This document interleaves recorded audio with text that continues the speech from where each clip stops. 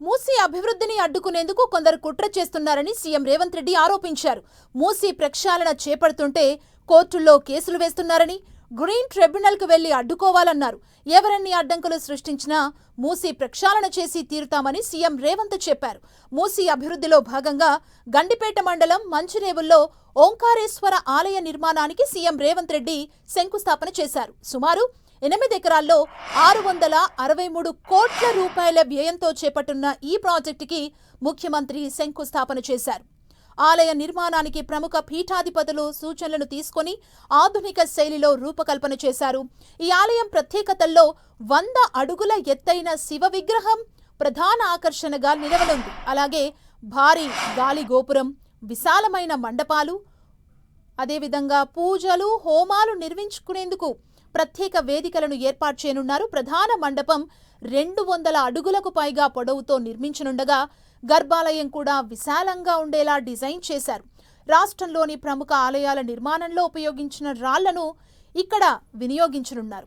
మూసీ నదిపై check dam నిర్మాణం ద్వారా నీటి నిల్వలు పెంచడం, బోటింగ్ వంటి వినోద సౌకర్యాలను అందించడం కూడా ప్రణాళికలో భాగం.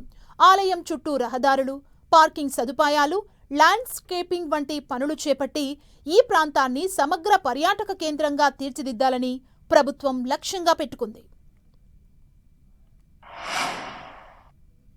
ఈరోజు తాత్కాలికమైన రాజకీయ ప్రయోజనాల కోసము, భవిష్యత్ తరాల కోసం చేస్తున్న అభివృద్ధి, నిలబెడుతున్న సంస్కృతిని అడ్డుకోవడము ఏ సంస్కృతికి ఇది తార్కణం అని చెప్పి నేను అడగదలుచుకున్నా. ఎవరైనా దీని మీద దుష్ప్రచారం చేసినా, దీనికి పెడార్థాలు అంటగట్టిన ఈ రాష్ట్ర ప్రభుత్వం శివతాండవం చేస్తుందని చెప్పి నేను వేదిక మీద నుంచి సవినయంగా నేను చెప్పదలుచుకున్నా. కొద్దిమంది స్వార్థ ప్రయోజనం ఉన్నవాళ్ళు రాజకీయ ప్రయోజనాన్ని ఆశించి మేము చెయ్యలేని పని మీరు ఎవ్వరూ చెయ్యొద్దు అని, మీరు చేస్తే మీకు మంచి పేరు వస్తుంది, మేము చేయలేదు కాబట్టి మీరు చేయవద్దని ఒక అక్క ఈ ప్రాంతం నుంచి 45 సంవత్సరాల కుటుంబం 100% రాజకీయ ప్రయోజనం పొందిండ్రు, అన్ని పదవులు అనుభవించారు. ఈ ప్రజలు ఇవ్వందే లేదా అక్కకు. ఇవాళ అక్క కొడుకు నేషనల్ గ్రీన్ ట్రిబ్యునల్లో ఈ పనిని ఆపమని కేసేసిండు. ఆ అక్క మనసు ఎట్లొప్పుకున్నదో వాళ్ళ కొడుకును ఇట్లాంటి తప్పుడు కేసులను నేషనల్ గ్రీన్ ట్రిబ్యునల్లో వేయించడానికని నేను అడుగుతున్నా. ఆ అక్కకి ప్రాంత ప్రజలు ఓట్లు వేయలేదా? వాళ్ళ కుటుంబాన్ని ఆశీర్వదించలేదా? ఈరోజు ఈ రాష్ట్రంలో, ఈ దేశంలో ఆ అక్కకు గుర్తింపు వచ్చింది, ఆ కుటుంబానికి గుర్తింపు వచ్చింది. ఇవాళ ప్రజాప్రతినిధులుగా, మంత్రులుగా పదవులు అనుభవించిండ్రంటే ఈ ప్రాంత ప్రజల ఆశీర్వాదం లేదా? ఈ ప్రాంత ప్రజల ఆకాంక్షలకు వ్యతిరేకంగా, ఈ ప్రాంత అభివృద్ధిని అడ్డుకోవడానికి నీ కన్న కొడుకే ఎన్జిటిలో కేసేస్తుంటే ప్రజాప్రతినిధిగా మీరు కొనసాగడానికి అర్హత ఉందా అని చెప్పి నేను ఆ అక్కని సందర్భంగా అడగదలుచుకున్నా. ఈ ప్రాజెక్టును అడ్డుకోవడానికి నీ పుత్రరత్నం వేసిన ఎన్జిటి కేసును తక్షణమే ఉపసంహరించుకోండి, లేకపోతే ఈ ప్రాంత ప్రజలు మీ కుటుంబాన్ని సామాజిక బహిష్కరణ చేసే పరిస్థితి వస్తుంది, అంత దూరం రానియొద్దు అని చెప్పి నేను వారికి సూచన చేస్తున్నా. వారి వెనకాల ముసుగు దొడుక్కొని దాక్కున్న వాళ్ళకు కూడా నేను చెప్తున్నా, మీ వల్ల కాని పనులు చాలా మేము చేస్తున్నాం. మీరు ఇట్లనే ఉంటే ఆ హోదా కూడా మిగలదు.